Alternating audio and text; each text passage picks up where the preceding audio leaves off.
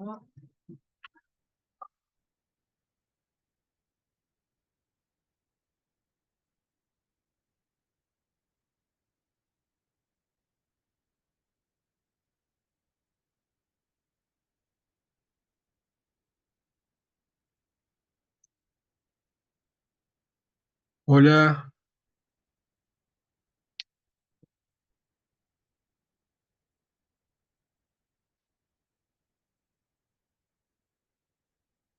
Hola, Hola, ¿cómo están? ¿Cómo les Buenas va? noches. una problemita con la configuración, pero ya lo resolvimos. bueno, Bien, Hola, ¿qué tal, Fernanda? Bueno, eh, ¿sabemos algo de Pedro, como te decía? hola, ¿cómo te va? Un Ah, gusto estar hola, ¿qué acá. tal? Buenas. Les Eh, escucho bien. bueno, muy bien. Se supone, a ver, dame un segundito. Ah, la coordinación la iba a hacer Eduardo, que era ¿está Eduardo ahí? ¿Escuchás vos?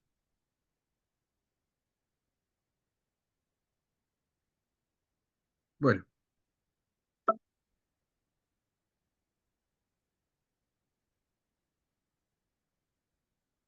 eh,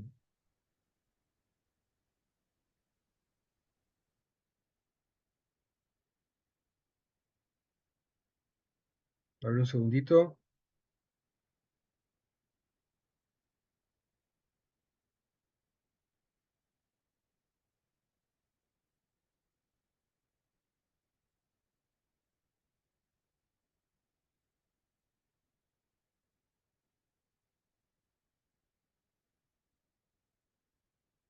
Eh, bueno,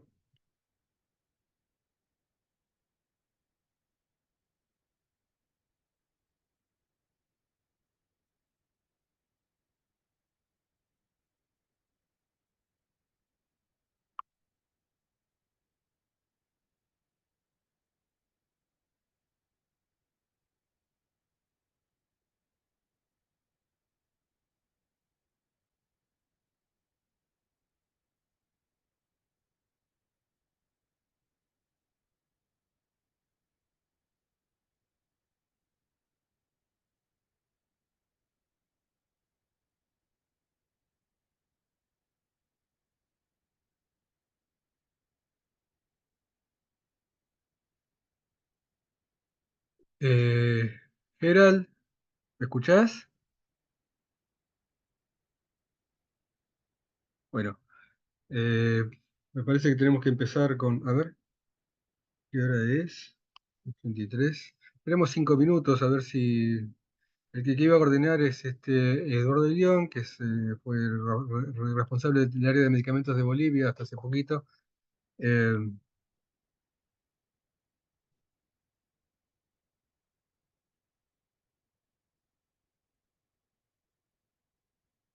y no se ha conectado aún. No, no pasa nada, esperemos 5 minuticos.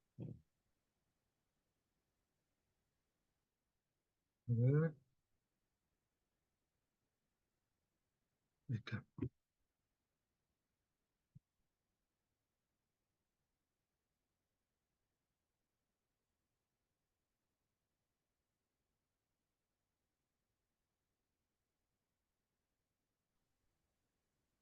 Ahí está entrando. Sí. Bien. Buenas noches, compas. Aquí los dejo con Eduardo. Está bien. Ay, no es- Estaba preocupado porque no lo vi entrar. Eh,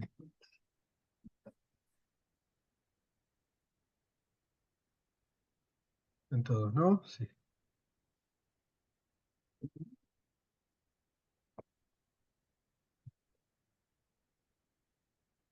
¿Te están escuchando?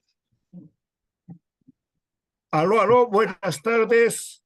Hola Eduardo, ¿Cómo están? muy bien. Bueno.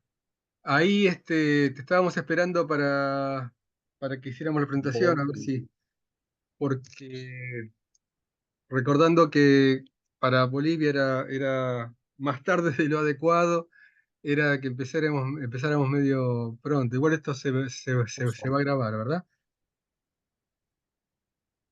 Ahí está Pedro y los demás que están presentes.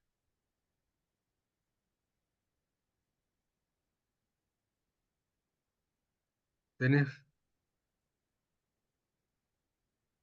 bien la conexión, Eduardo?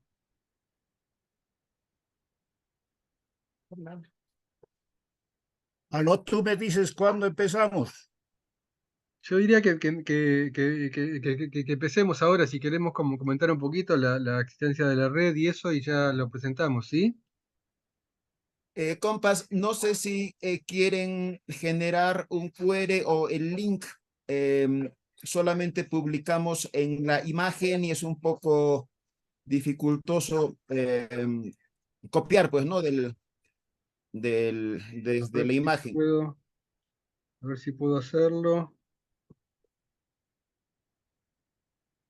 Eh, Lo puedes pegar en el chat. el chat, sí, un Que la segundito. gente puede fundir. Muy poco volumen, ¿no? Pero el link yo lo mandé, Eduardo, por el chat nuestro. Fíjate en tu teléfono. Creo que ha mandado un link, pero el otro, el QR, dijo que no lo podía.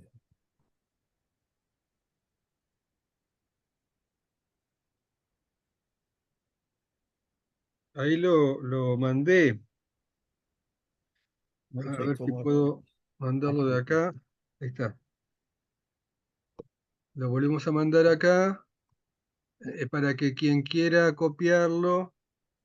Ya está, eso me está Está en el chat de la reunión, Eduardo. Si, si lo querés copiar y mandarlo a quien te parezca,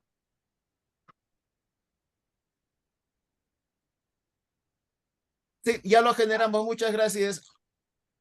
bueno, muy bien. Bueno, Ya, pues, una breve introducción hasta que Eduardo haga la presentación. Esta es la red de medicamentos de la Asociación Latinoamericana de Medicina Social. Venimos trabajando esto desde hace ya muchos años.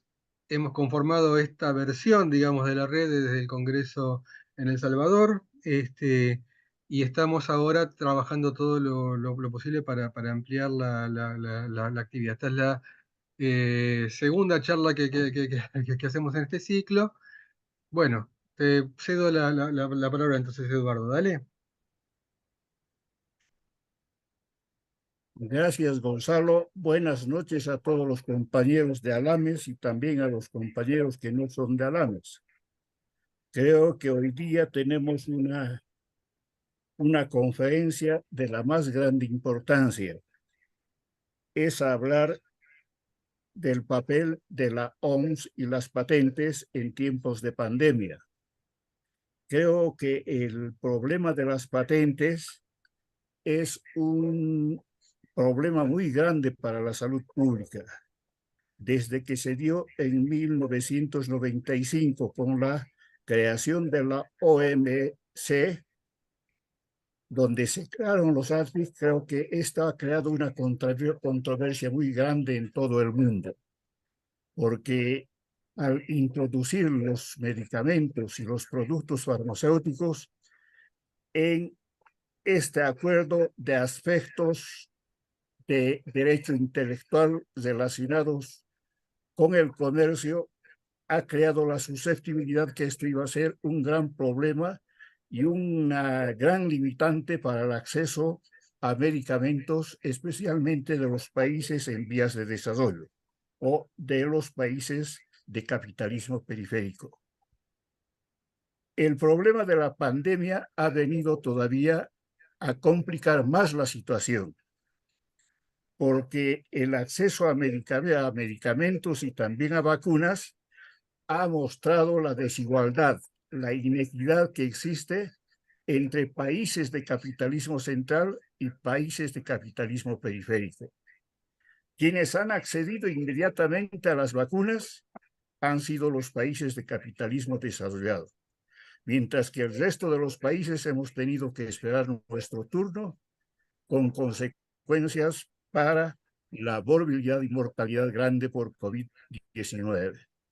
Entonces, en este margen, el hablar de la Organización Mundial de la Salud y el papel que ha tenido en el control de estas limitaciones que crea los ADFIS, creo que es de la más gran importancia. Hay muchos problemas de las que han creado esto. Se justifica la investigación y desarrollo. El problema de las patentes son justificadas más bien por la necesidad de recursos para investigación y desarrollo. Y los países y la industria farmacéutica, el complejo médico-industrial, arguye de que el monopolio de las nuevas moléculas inventadas, sean vacunas, sean medicamentos, justifican el monopolio durante 20 años de estas nuevas moléculas que han sido inventadas. Sin embargo, creo que existen estudios de que entre 1 y 5 años las empresas farmacéuticas recuperan sobradamente los recursos que han invertido en la investigación y desarrollo.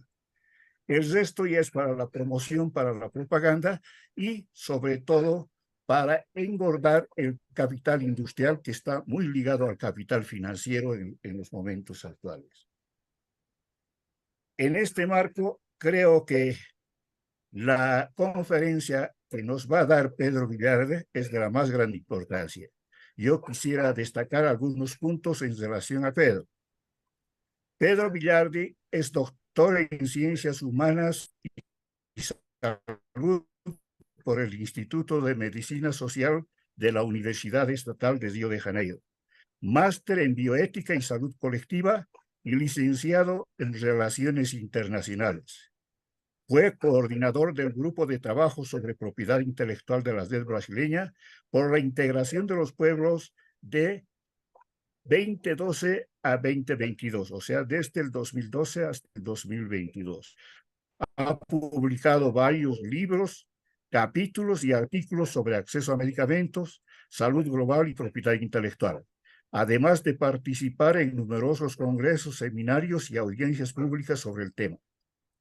Pedro Villardi es asesor regional para la equidad en salud para Interaméricas en la Internacional de Servicios Públicos. Pedro, asimismo, coordina el trabajo alrededor del Tratado de las Pandemias de la Organización Mundial de la Salud y promueve la participación de las organizaciones sindicales de las Américas en este proceso. O sea, tenemos una gran personalidad en el campo de la propiedad intelectual y en este marco le damos la palabra a Pedro Villardi. Pedro, el micrófono es tuyo. Muchas gracias, compañero Eduardo. Muchas gracias a LAMES y a la Red de Medicamentos por esa invitación. Quisiera darle las buenas noches a todos y todos que están acá con nosotros y decir del honor y del placer que tengo de estar con ustedes esa noche. Bueno, como dijo el compañero Eduardo, en el último año y medio he trabajado con las organizaciones sindicales de Interaméricas que son afiliadas a la ISP en el tema del tratado de la pandemia. Bueno, quisiera empezar presentando la ISP a aquellos que no la conocen. Es una federación sindical global que trabaja el tema de los servicios públicos, representando a esos trabajadores y trabajadoras de servicios públicos en los foros internacionales y defendiendo los servicios públicos de calidad y con acceso universal a ellos. Bueno, yo no sé cuánto ustedes saben del tema del tratado, así que voy a hablar un poco de qué es ese proceso, de la importancia que tiene ese proceso.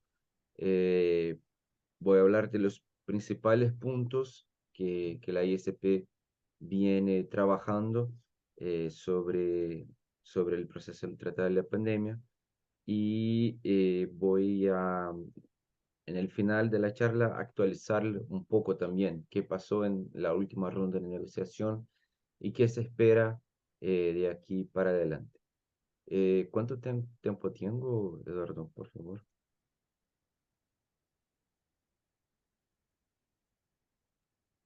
El tiempo que creas conveniente.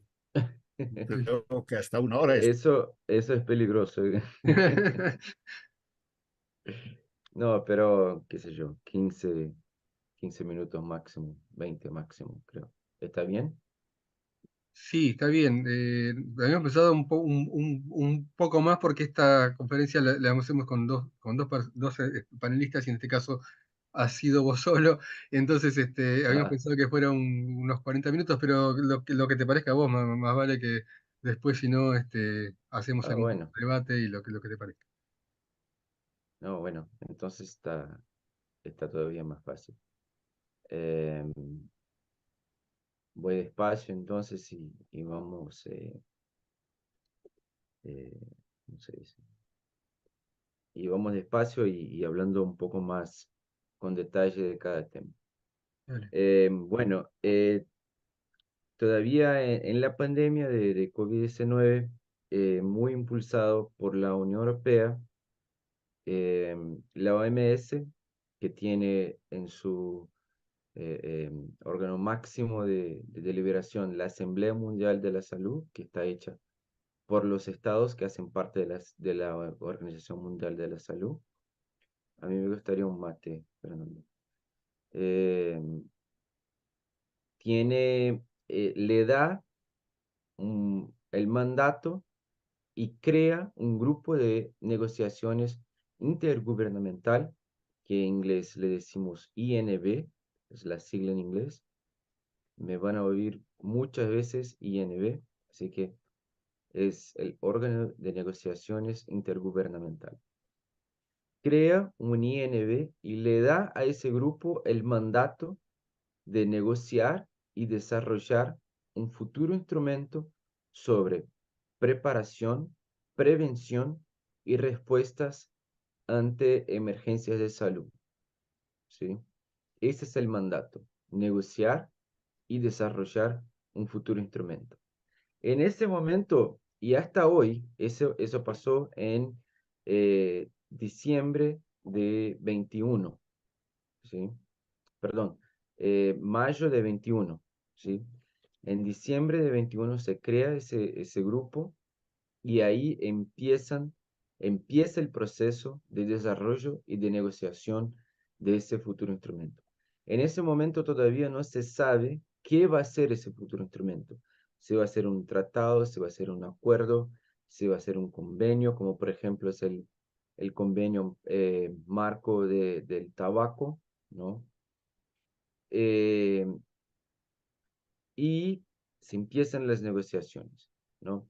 Todos los Estados miembros de la OMS hacen parte del INB, ¿sí? Y ahí tienen ese objetivo de desarrollar ese futuro instrumento. El INB tiene copresidentes y covicepresidentes. Los dos copresidentes son Sudáfrica y los Países Bajos. En la vicepresidencia tienen Brasil, tienen Tailandia y tienen Canadá. El rol de la vicepresidencia y de la presidencia es facilitar las discusiones, preparar los materiales con la Secretaría de la OMS y hacer con que las negociaciones caminen, ¿no? Que las visiones compartidas por los estados sean reflejadas en los textos que se están proponiendo de negociación. Cada sesión de negociación le da un número, ¿no? El INB 1, 2, 3, 4 y así por delante, ¿no? Y a la medida que los INBs iban pasando, la Secretaría de la OMS y los presidentes y vicepresidentes iban desarrollando textos para que esa negociación pasara. Y ahí, justamente en estos textos, es que aparecen los temas más importantes, como por ejemplo derechos laborales, el tema de las patentes, el tema de acceso a patógenos y reparto de beneficios, el tema de la financiación de los sistemas de salud pública, el tema de la participación ciudadana y de diálogo social. Todos esos temas iban apareciendo de mejor o de peor manera.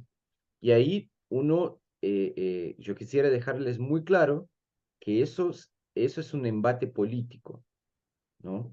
De la misma manera que en nivel nacional pasan los debates políticos que ponen en choque visiones de mundo, visiones políticas para llegar a un determinado problema y una manera de resolverlo, lo mismo pasa en el nivel internacional, ¿no?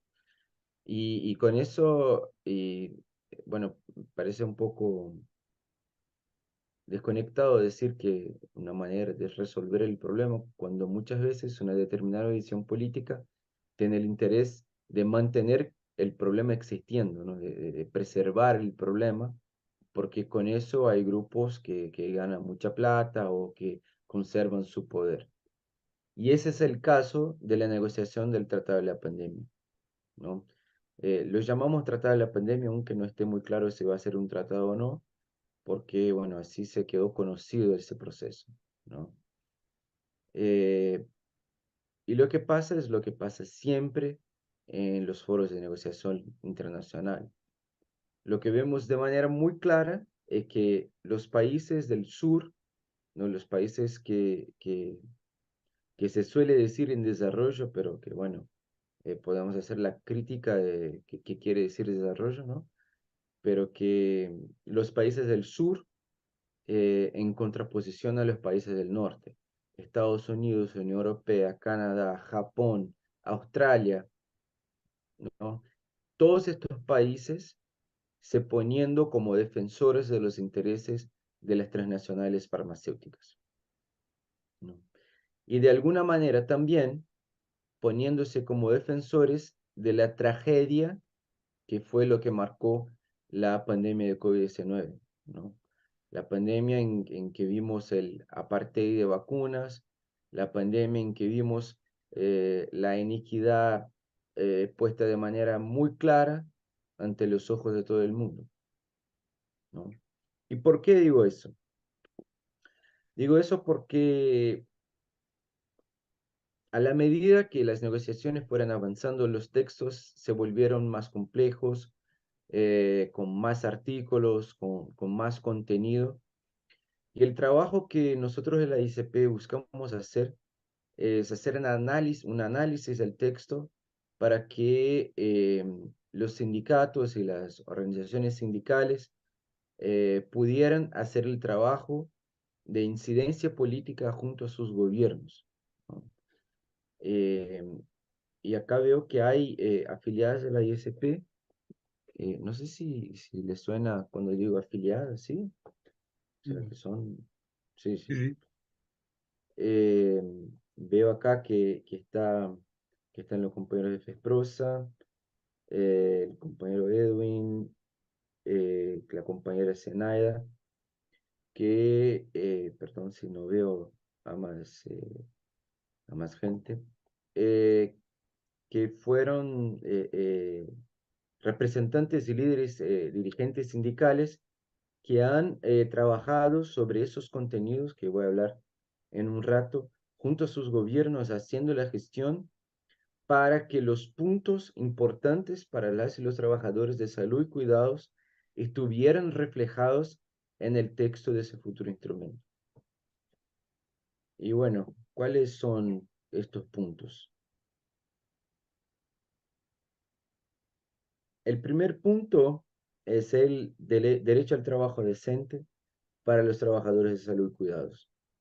Y decimos trabajo decente porque entendiendo el concepto consagrado por la OIT, trabajo decente quiere decir muchas cosas, ¿no? Tiene una complejidad y incluye a muchos temas, como por ejemplo el tema de pagos adecuados al trabajo desarrollado.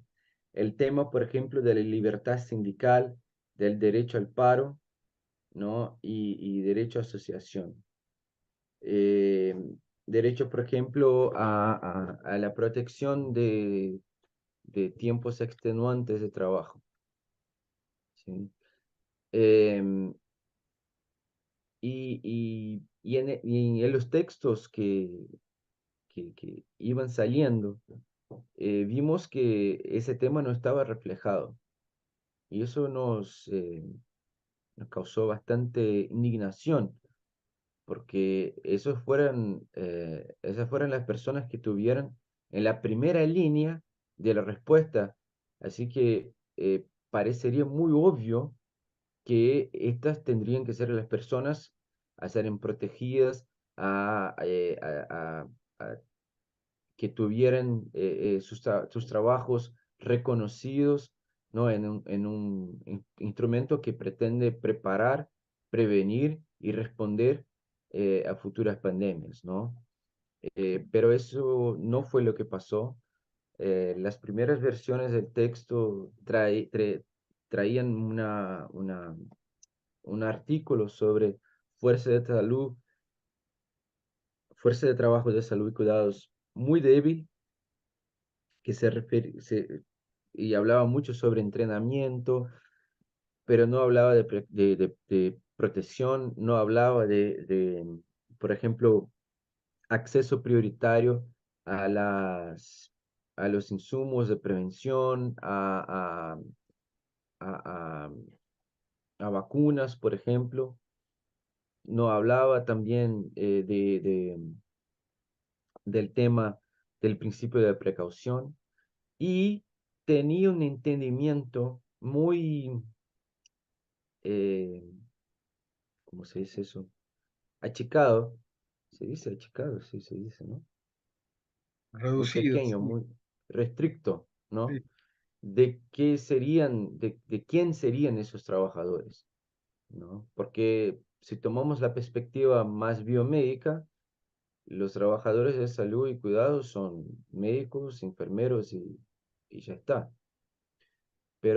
Y eso también fue desarrollado por las organizaciones sindicales, de que tendríamos que hacerlo más amplia, hacer más amplia esa definición, incluyendo a otros trabajadores en el contexto hospitalar, como por ejemplo la gente de la cocina, la gente de la seguridad, conductores de ambulancia, es, eh,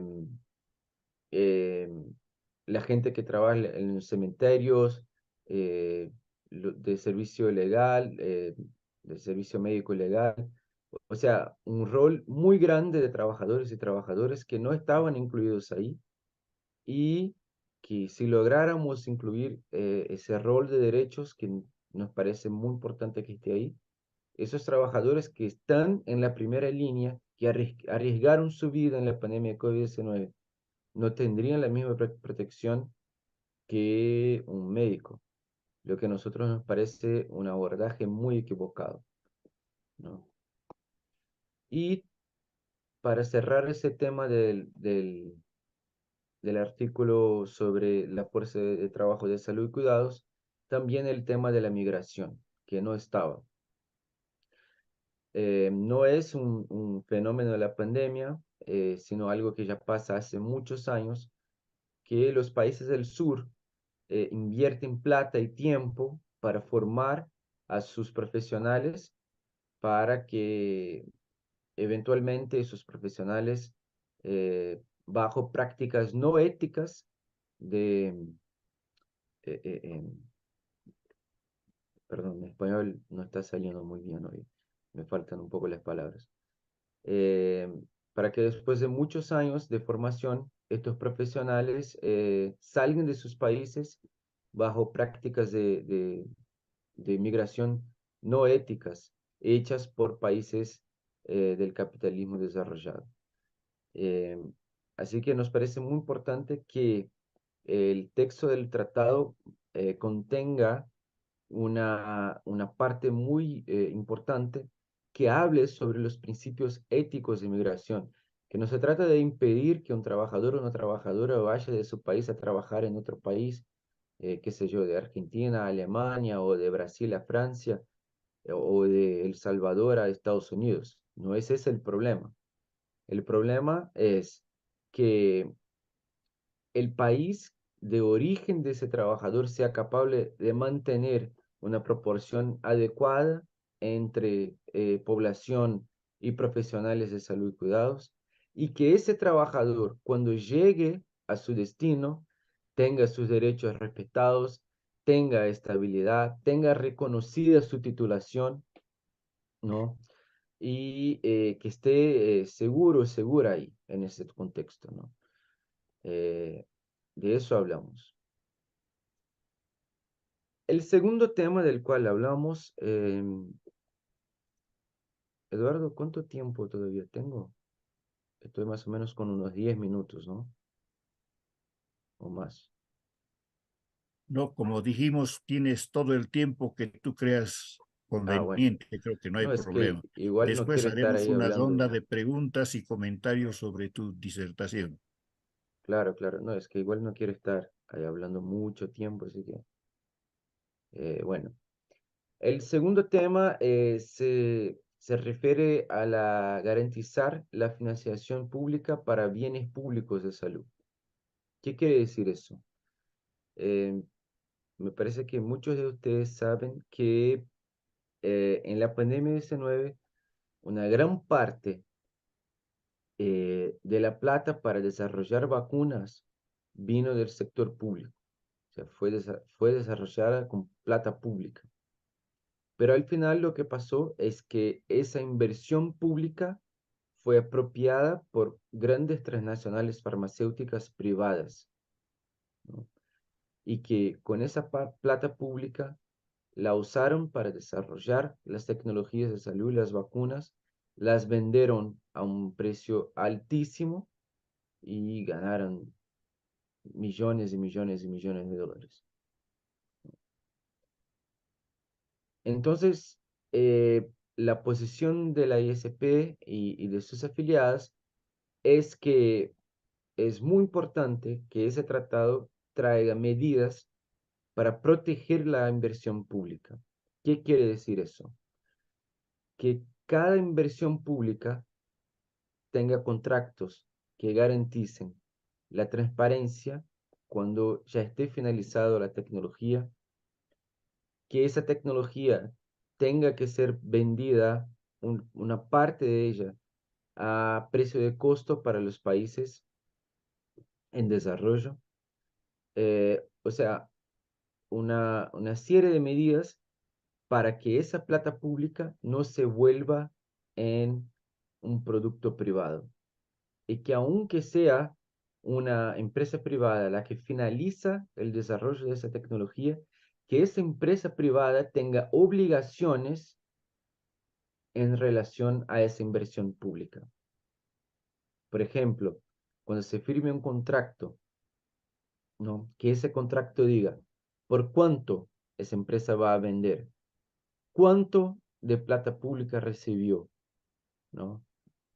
¿Para qué exactamente recibió la plata pública? O sea, transparencia y también que esa empresa no pueda vender toda su producción por el precio que quiera, que una parte de esa producción tiene que ser destinada a países en desarrollo por precio de producción, precio de costo, ¿sí?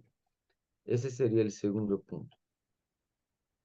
El tercer punto sería referente al tema de las patentes en tiempos de emergencias de salud.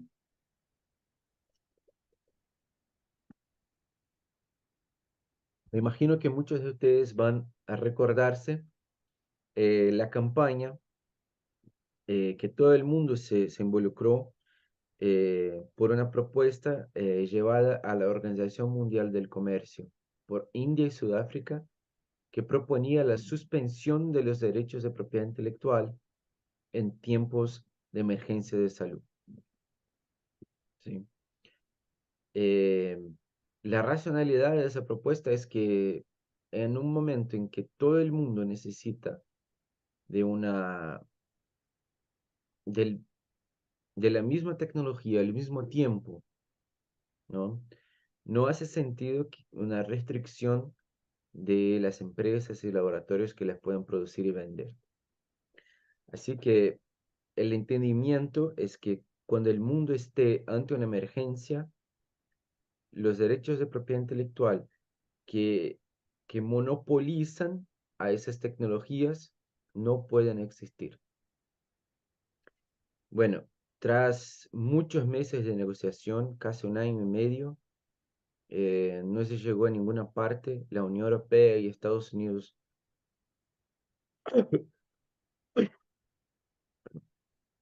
hicieron lo posible para bloquear la propuesta y no se llegó a ninguna parte. O sea, fueron 18 meses de negociación para que no se llegara a ninguna conclusión más allá de lo que ya se sabía. Así que la posición de la ISP y también de muchos países en desarrollo es que el tratado de la pandemia contenga una medida que suspenda automáticamente los derechos de propiedad intelectual en caso de declaración de una emergencia de salud pública de importancia internacional. Que haya un mecanismo vinculante y automático para que cuando la OMS declare una emergencia de salud, que el mundo no reconozca más patentes, ¿no? Esa es la posición de la ISP. Aunque sepamos que eso está bastante lejos de pasar. El quinto punto, perdón, el cuarto punto se refiere a un artículo que actualmente en el texto es el artículo 12, que habla del sistema de acceso a patógenos y comparto de beneficios. ¿Qué quiere decir eso? Bueno, cada país tiene su patrimonio genético, hace sus mapeos de bueno, de los virus y bacterias que circulan en el país, eh, el tipo de cada virus, la generación de cada virus, y tiene esa información. Lo que pasa es que esa información que hace parte de eh, eh, eh, de la soberanía de cada país, ¿no? Que es parte de cada país, es muy importante para todo el mundo para que se produzcan tecnologías de salud actualizadas y efectivas para lidiar con problemas de salud pública. Por ejemplo, vacunas, antibióticos, todo ese tipo de tecnologías depende de una información actualizada. Así que hace mucho sentido darle un incentivo a los países que tienen ese patrimonio genético, que hacen ese tipo de mapeo para poner a la disposición ese tipo de información, ¿no? Las secuencias genéticas, eh, eh, toda esa información fundamental, hace mucho sentido que le dé un beneficio a ese país. Generalmente, generalmente no, los países que más tienen diversidad genética y que hacen ese tipo de mapeo son los países del sur. Nosotros del sur tenemos ese patrimonio genético y esa biodiversidad mucho más grande que los países del norte. Pero lo que pasa también es que la capacidad productiva y la capacidad científica es desproporcionalmente más grande en el norte, ¿no? Los países de la Unión Europea, Japón, Estados Unidos tienen más capacidad de investigación y de transformar esa información genética y biológica en productos que los países del sur. Entonces, pero también las empresas que están en esos países tienen una capacidad muy grande también de transformar esas informaciones en lucro. Y ahí está todo el tema. ¿Por qué? ¿Qué están defendiendo los países del norte, especialmente Unión Europea y Estados Unidos? Acceso libre a todo ese patrimonio genético y biológico de los países del sur, sin cualquier tipo de, sin cualquier tipo sin cualquier ofrecimiento de devolución, de compensación, ¿no? Por eso se habla de ese sistema de acceso a patógenos, que es el código genético, el material biológico y reparto de beneficios. Porque ese material, esos patógenos van a generar bienes de salud, van a generar productos que pueden salvar vidas. Pero desde los países del sur no es justo que un país abra mano de su soberanía y comparta ese, que le dé a una empresa multinacional acceso a ese patrimonio genético sin cualquier garantía de que ese país va a recibir acceso al beneficio que salga de ese patógeno. Eso está claro lo que dice, lo que dije, Sí, sí. ¿sí? Y ahí está la más grande pelea de ese proceso de negociación. Unión Europea especialmente hace propuestas que son, perdón la palabra, ridículas, y los países del sur, especialmente el grupo africano, eh, hace un hincapié muy duro de que no se puede aceptar ese tipo de propuesta, que no le ponga ningún tipo de obligación, que sea toda basada en un abordaje voluntaria y que seguro que no le va a dar ningún tipo de acceso a los países que compartan eh, su patrimonio genético y su patrimonio biológico, ¿no? Ustedes pueden recordarse que el África del Sur hizo el mapeo de la variante Delta de la COVID-19 y la publicó y alertó todo el mundo diciendo, mira, tenemos una nueva variante. ¿Y qué pasó con Sudáfrica? Recibió vacunas por esa actitud muy altruista y solidaria. No, lo que pasó fue que cerraron las fronteras y no podía recibir ni mascarillas. O sea, ese tipo de situación que se quiere evitar, ¿no? Que el país haga el mapeo, que ponga sus cientistas, que ponga sus recursos dedicadas a ese tipo de cosas, que ponga a la disposición, que la gente tenga acceso a esos patógenos, pero que después eso no se, no se traduzca en ningún tipo de acceso a los bienes que se van a producir con esos patógenos, ¿no? Esa es la preocupación. Y por último, una crítica que se hace a ese acuerdo también, que es el tema de la financiación pública, de la financiación de los sistemas de salud pública, ¿no?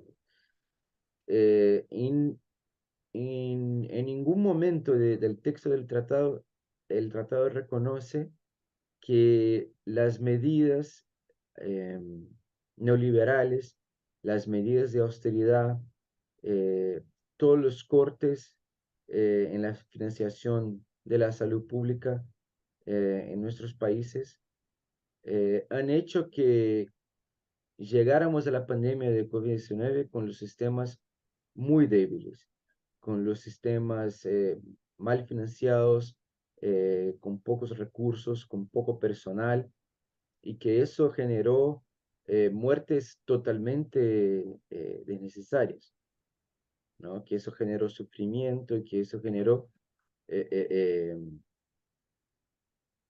y que eso hizo con que los países no estuvieran bien preparados para pasar por la pandemia de COVID-19. Así que el tratado no trae medidas concretas y no trae medidas que son eficaces para que los países tengan incentivo a hacer más inversiones en sus sistemas de salud y cuidados, ¿no? Y en cuanto a una federación global sindical de servicios públicos, nos parece fundamental una financiación adecuada eh, de los sistemas de salud, ¿no? Más allá de eso también es que el texto del tratado no hace mención al tema del diálogo social, ¿no?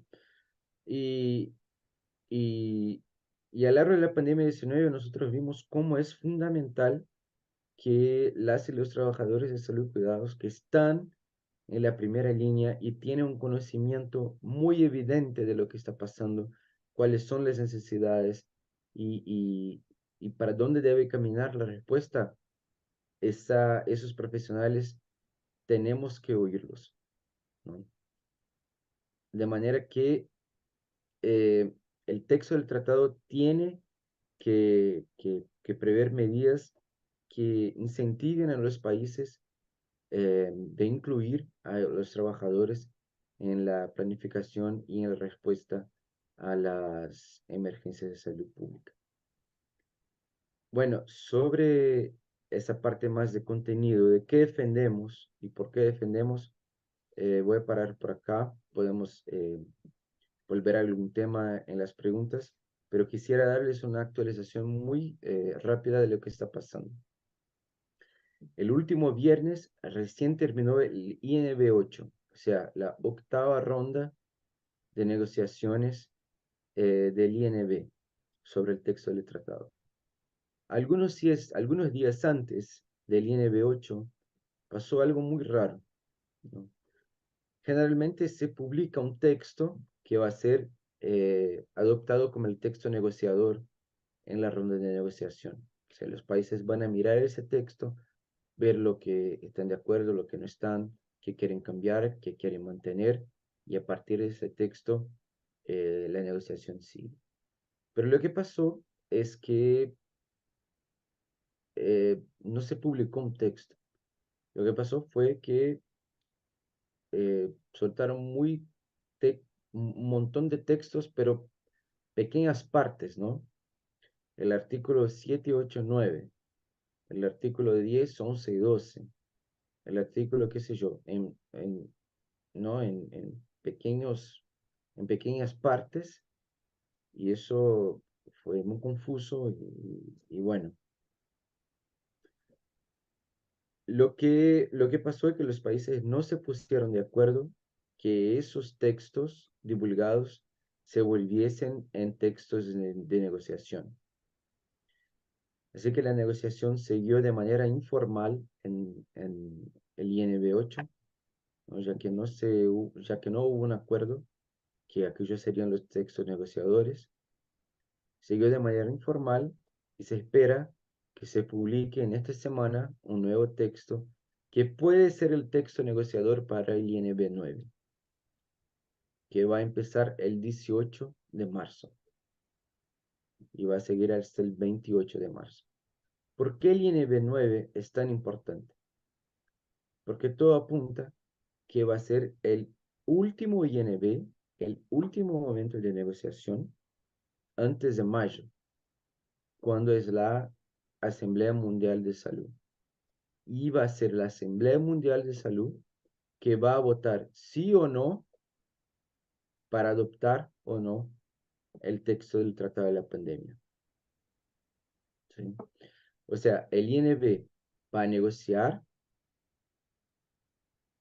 va a escribir y proponer a la Asamblea Mundial de Salud. Ese es el texto.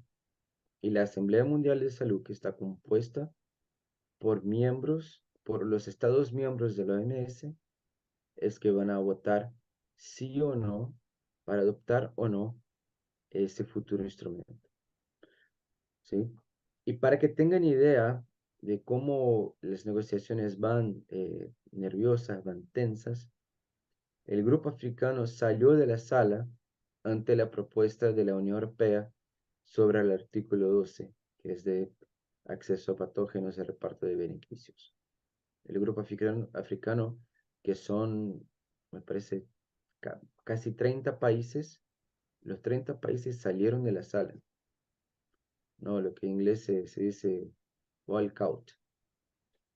Caminaron para fuera de la sala diciendo, bueno, nosotros no seguimos las negociaciones en estos términos. Así que se espera que las negociaciones van a ser tensas y todavía no se sabe si va a ser posible concluir o no la negociación. Bueno, me quedo por acá eh, y bueno, vamos al debate y ahí podemos profundizar alguna cuestión que las compañeras y compañeros tengan interés. Muchas gracias. Muchísimas gracias, Pedro. Han sido muchos puntos que has tomado, creo que unos 4 o 5 puntos en total. Creo que es bueno tener esta información. Pasaríamos a una ronda de intervenciones de los que estamos presentes en este Zoom, en esta reunión Zoom. Vamos a dar la palabra a los que la soliciten. Pueden ser preguntas o comentarios sobre la exposición que nos ha dado Pedro.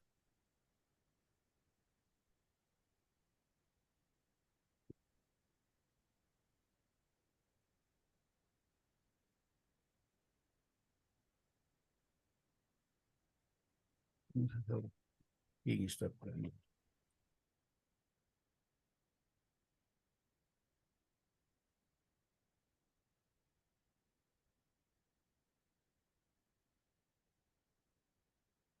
Compañero Eduardo, yo pegué acá en el chat la página web de la ISP que, que trae los puntos de los cuales yo hablé acá, para que la gente tenga la referencia. Gracias, Pedro. Si me permiten, soy Erlan Tejerina desde Bolivia, estoy al lado de Eduardo y por supuesto agradezco enormemente la magnífica exposición. Dos preguntas iniciales más de aclaración. La primera es, ¿cómo se financia?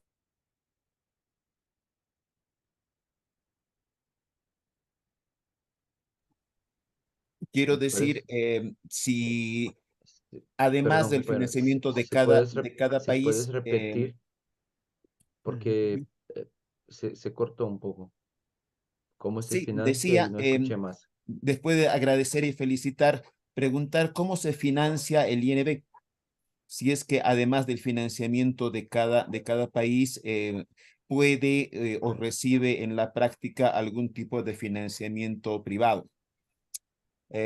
Y el segundo es un comentario inicial muy cortito. Por supuesto, es importantísimo que exista este mecanismo, pero por lo que nos relatas, querido Pedro, no es muy eficiente, ¿no? No sé si es que hay alguna alternativa, si es que alguien ha propuesto, si es que se ha planteado, cuando menos en los círculos nuestros, en los más progresistas, alguna alternativa, algún otro mecanismo para hacer contrapeso a este monstruo que es la Big Pharma. Gracias.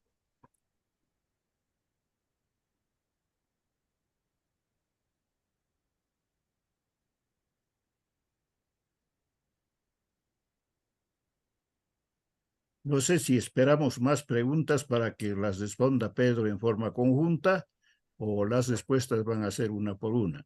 No sé si alguien más hay que quiere hacer una pregunta o quiere hacer un comentario sobre la exposición brillante que nos ha hecho Pedro. Si me permitís, Eduardo, un comentario breve. También en mi caso, agradeciendo la participación de Pedro, desinteresada y intensa, digamos. y es sobre la cuestión de la investigación. Digamos, está claro y Pedro menciona esta cuestión acerca de cómo una parte de los descubrimientos y de los usos de las vacunas y otras investigaciones tienen una base en los institutos del Estado, en muchos casos, que después son aprovechados por Big Pharma. La cuestión sería, por un lado, comentar brevemente lo que pasó en Argentina. Acá hubo una investigación para una vacuna por parte del Estado que en este momento está en fase 3 después de 3 años de pandemia, casi 4 años, y que no recibió básicamente aportes del Estado más que lo formal y lo básico, y ninguna promoción. Sin embargo, el Estado sí favoreció a dos formas de financiación. Una fue a partir de la financiación de la producción en Argentina de la vacuna Sputnik por un laboratorio, y otra fue el apoyo a la vacuna de Oxford por parte del laboratorio que lidera un millonario argentino llamado Sigman. Lo que estoy tratando de decir es cómo se podría, más que además de lo de la Big Pharma en particular, hacer una formulación concreta sobre la necesidad de que en realidad la investigación empiece, siga y termine en organismos desde el Estado para que sea con la participación de los trabajadores de la salud, con el control de su resultado y con el aprovechamiento de estos por parte de los estados y no de los laboratorios en general, que son los que se apropian después, y que no es simplemente un negocio, porque es además una escalada en cuanto al control de toda la investigación y de todo el uso de esto y de todo el control social que esto determina. Esto lo comento en Argentina en este momento, donde el Estado está siendo atacado en forma brutal, y que entonces esto habría que incluir además la defensa de los instrumentos del Estado que están siendo destruidos en forma brutal en este momento. Pido la palabra después, Gonzalo. Gracias, Gonzalo. ¿Alguna pregunta o comentario más? Ahí está Jorge Jakowski que quiere hacer una pregunta. Sí, ¿se escucha bien? Sí, ahora sí. Se Ahora escucha sí. bien. Ok. Nosotros estuvimos con la ISP Argentina, con el equipo internacional del anterior Ministerio de Salud y de Cancillería, llevándole los puntos de la ISP en ocasión de la reunión de Alames en Buenos Aires. La recepción de ese equipo fue buena, seguramente será tan buena como mala es la del nuevo Ministerio de Salud, que está en las antípodas. Argentina liberaba al grupo latinoamericano, del sudamericano, en el planteo del tratado de pandemia, porque ejercía en ese momento, segunda mitad de 2023, la presidencia pro tempore del Mercosur. ¿Qué pasaba a Brasil? Entonces, la primera pregunta es si en esta etapa, primer semestre de 2024, Brasil ejerció ese liderazgo de la presidencia pro tempore en los planteos realizados ante los países del norte. Esta es la primera pregunta para Pedro. La segunda es que tenemos la impresión, por todo el desarrollo del tratado de pandemia y lo poco que falta, y lo que pasó con el grupo africano, es que no va a haber acuerdo sobre los temas fundamentales que plantea la ISP, y si no hay que empezar a prepararse para una acción política global en función de la Asamblea Mundial de la Salud, que ponga estos temas y estos reclamos desde el punto de vista de los trabajadores y de la medicina social, realmente sobre la mesa. Es decir, que no pase un fracaso en la Asamblea Mundial o, en su defecto, la aprobación de un mal tratado, sin movilización de los pueblos. Esas son las dos preguntas e inquietudes. Jorge, si puedes repetir Muchas la primera gracias. porque me falló un poco mi audio. La segunda comprendí bien, pero el primero me parece. ¿Que repita la segunda pregunta? No, la Y por primera. favor, La primera es si Brasil ejerció el liderazgo de los países de Sudamérica en el INB8 y llevó adelante los planteos ante los países del norte con apoyo del resto de los países de la región. Es decir, si se cumplió, digamos, el acuerdo interno sobre este punto, o el acuerdo internacional de Sudamérica.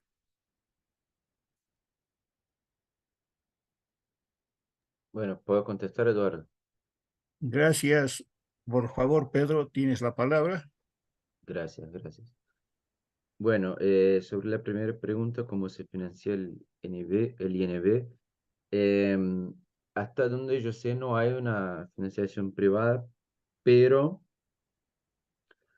la OMS sí tiene una parte que es financiación privada, ¿no? Que no es solamente financiación de sus miembros, pero también financiación privada, ¿no? Eso es un gran debate porque generalmente esa financiación privada genera abordajes verticales, enfocadas en enfermedades sin un entendimiento más amplio de qué es salud, pero ya es un otro debate, ¿no? Pero hasta donde yo sé, no hay una financiación específica privada para el INB. La segunda, eh, voy a dejar un poquito para después, eh, porque me parece un poquito más amplia. Gracias, Gonzalo, por compartir el tema de la vacuna de Argentina. Me parece muy importante, y mi solidaridad con el pueblo de Argentina que actualmente ya sufre los efectos de ese neoliberalismo, como decirlo, no, sin escribirlo, ¿no? Lo que está haciendo ese Milei con el Estado argentino y con el pueblo argentino. Nosotros tuvimos un Milei acá en la pandemia y les digo que fue muy duro. Así que el pueblo argentino tiene que organizarse y tener mucha fuerza para pasar por ese momento y ganar las próximas elecciones. Ese es el tema. Resistir a todo lo que se puede resistir y ganar las próximas elecciones. Sobre el liderazgo del INB8, Jorge, en el INB8, hasta donde yo sé, sí, hay una articulación de posiciones y, bueno, Brasil llevó algunas de esas posiciones, pero también Costa Rica, que no está en el Mercosur, ¿no? O sea, fue una articulación más amplia, regional, leyó algunas declaraciones conjuntas en línea B8 en nombre de varios países de la región. Paraguay leyó algunas declaraciones conjuntas en nombre de Mercosur. Así que sí hubo una articulación en la región, no solo en el ámbito de Mercosur, pero también de manera más amplia. La OPS estuvo muy involucrada en buscar esa articulación. eh, Así que me parece que sí, el tema regional estuvo sí de manera importante. Sobre el liderazgo de Brasil, me parece que sí, pero no tengo tantos elementos para hacer la afirmación, ¿no? Y la otra pregunta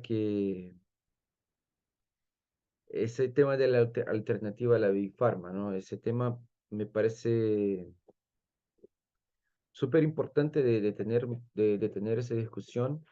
Por ejemplo, la OMS ha empezado ese trabajo de poner los hubs, como dicen, ¿no? En Sudáfrica, en Brasil, los hubs de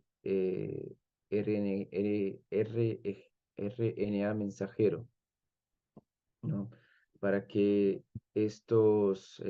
las regiones, ¿no? La región, el continente africano, la región latinoamericana, tenga la tecnología del RNA mensajero, me cuesta mucho ese me puede,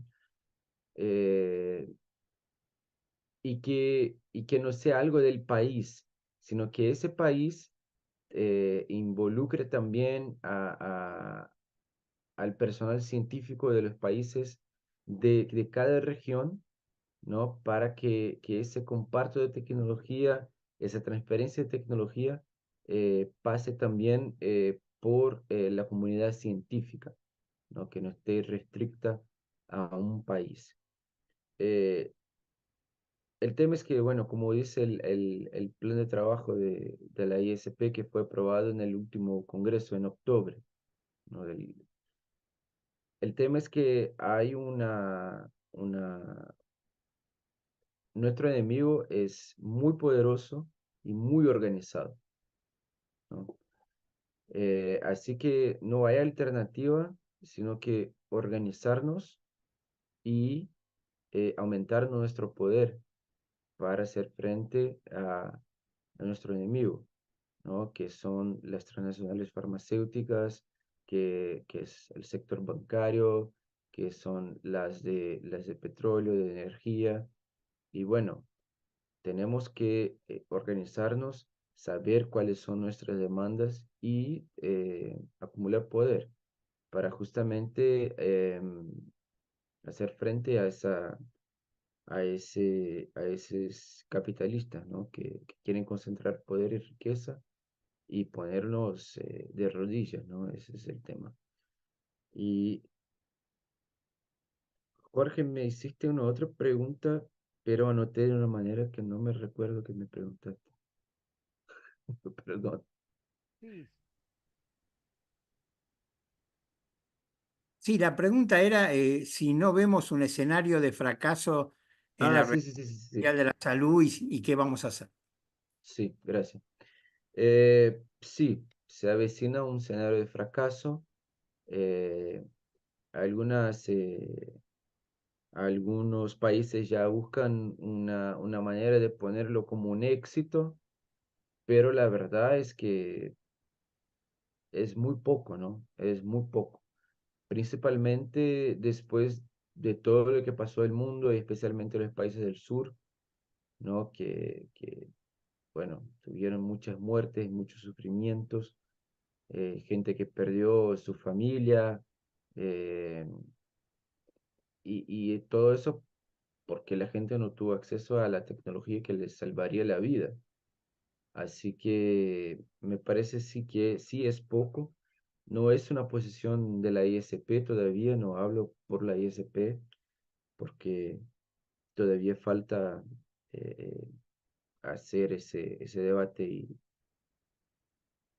y finalizar esa posición, pero esa actitud del Grupo de África de salir de la sala de negociación, que eso en términos diplomáticos es lo más duro que se puede hacer, es salir de la sala, ¿no? Mientras hablaba el delegado de la Unión Europea, ¿no? O sea, es lo más duro que se puede hacer en un foro de negociación multilateral. Eso ya da un poco no sé, la onda que va a ser el INB9, ¿no? Y en la perspectiva de ¿qué estamos haciendo acá? Porque si pasamos otros 18 meses discutiendo para reafirmar el status quo que nos llevó a un desastre, ¿cuál es el sentido? ¿No? Y bueno, vamos perdiendo oportunidades, ¿no? vamos perdiendo oportunidades porque tuvimos la oportunidad de, de promover la equidad en la OMC en 2021. Ahora tenemos la oportunidad de hacer un mundo con un poco más de equidad en la OMS y bueno, es una secuencia de oportunidades perdidas, ¿no? Algo que quisiera comentarles también que faltó decir es que un gran debate del INB9 va a ser qué va a pasar después, ¿no? ¿Cuál va a ser la gobernanza del Tratado de la Pandemia? Y actualmente hay dos propuestas eh, que están sobre la mesa, ¿no? Una es crear un nuevo comité de la Asamblea Mundial de la Salud. Actualmente hay el comité A, que trata de cuestiones un poco más institucionales, como presupuesto, como estructura organizativa, que no es por el hecho de que son institucionales que no son altamente políticas, sí son. Y el comité B, que es el comité de temas, ¿no? de contenido. Y hay una propuesta que se cree un comité C que va a tratar específicamente de preparación, preparación, prevención y respuesta a pandemias e emergencias de salud. O la otra propuesta sería hacer una conferencia de partes, como hay en el debate climático, ¿no? Una COP, eh, por su sigla en inglés. Y eso todavía no se sabe muy bien cómo funcionaría y cuáles serían las consecuencias de tener un modelo como ese. Pero para decirles que hay esas dos opciones.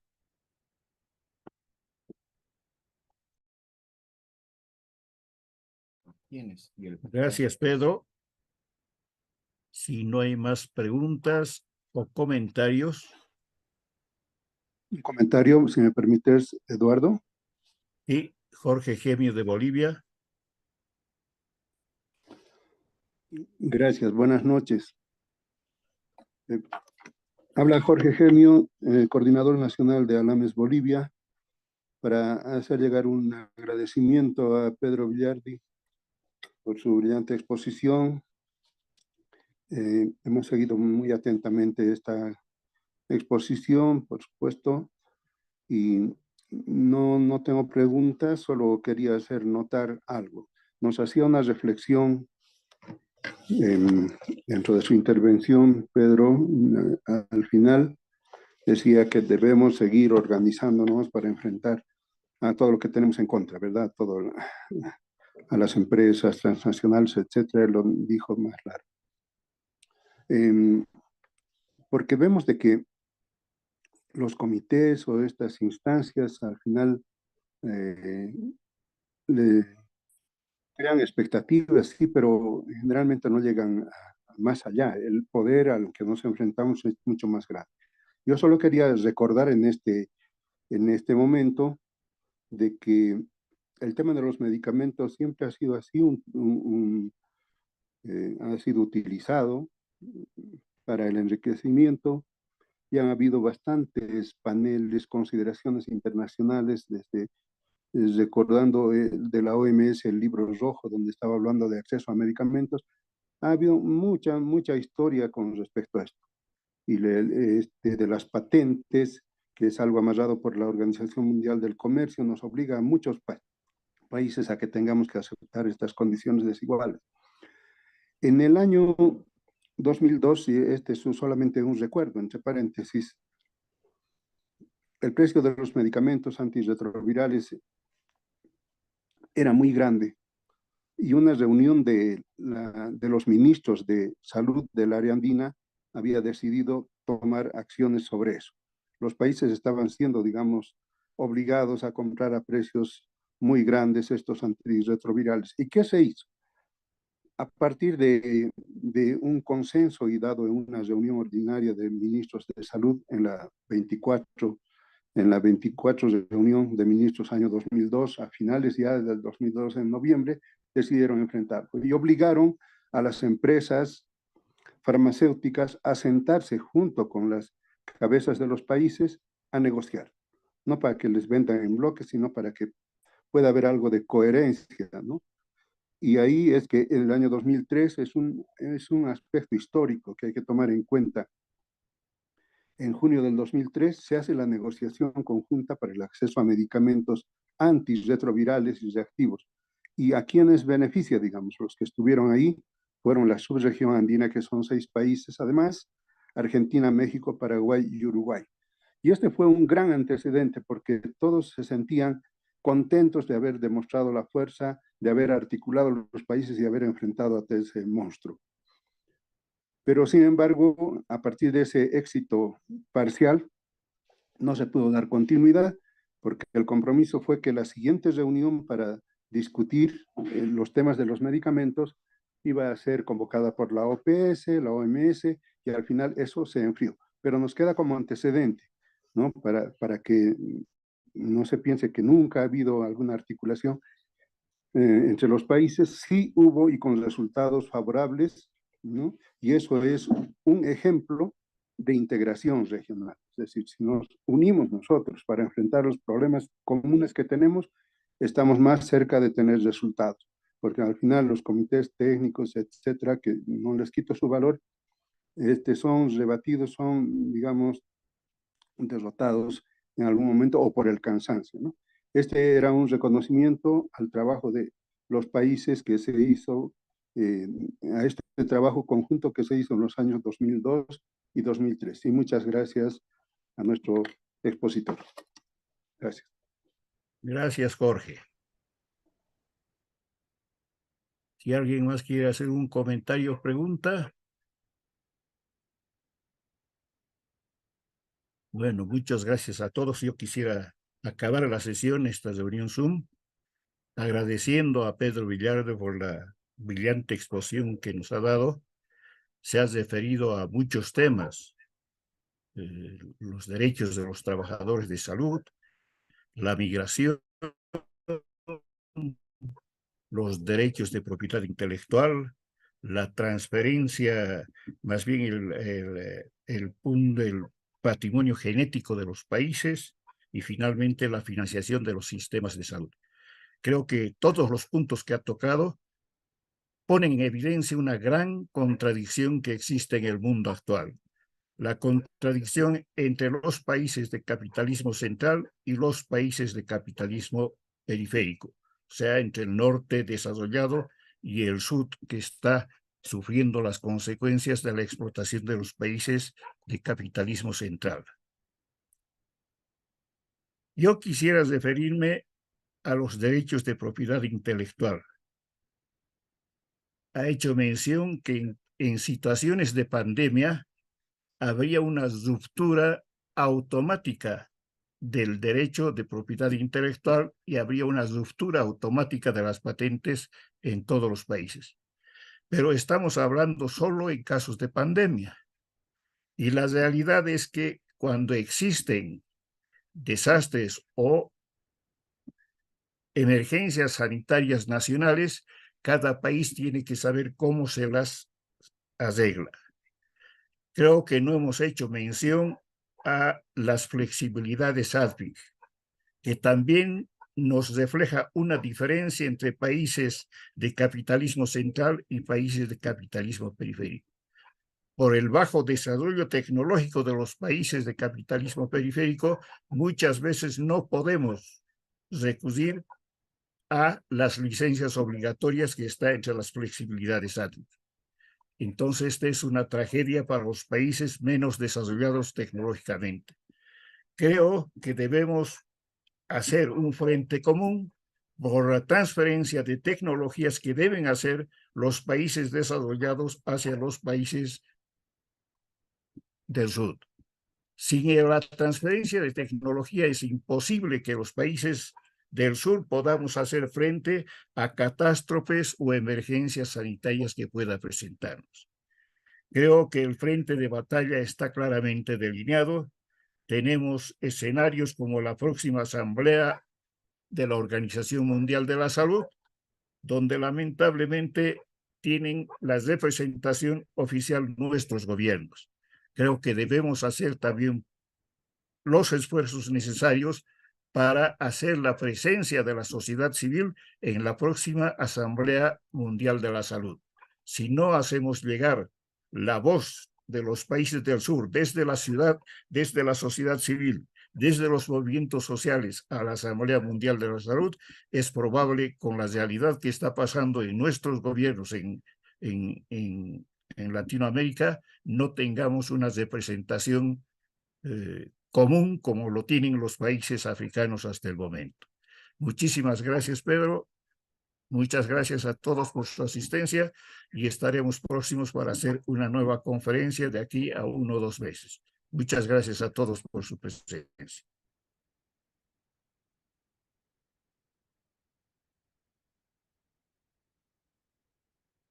Muchas gracias, compas. Abrazos, adiós. Gracias. Gracias a todos. Gracias, Eduardo, por la coordinación.